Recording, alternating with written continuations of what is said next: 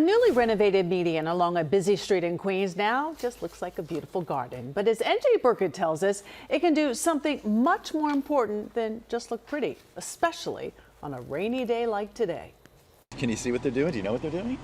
Putting in a garden.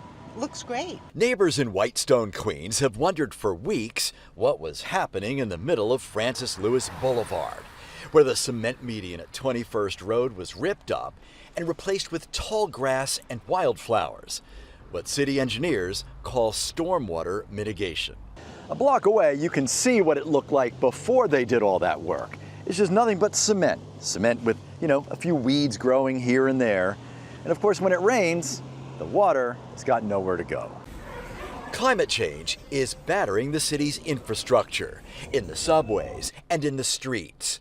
Flooding is more than a nuisance in New York. In some neighborhoods, it's potentially life-threatening, like the flash floods from Hurricane Ida that killed 14 people in 2021.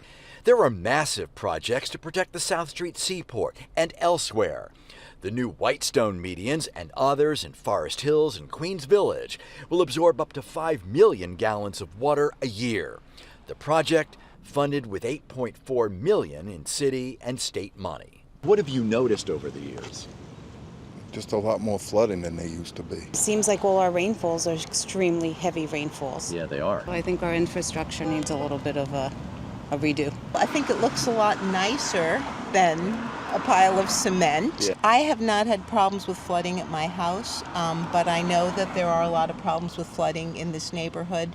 And so I think anything they can do to mitigate the effects of the climate change and the crazy rain we've been having, I'm all for it. In Whitestone, Queens, NJ Burkett, Channel 7, Eyewitness News.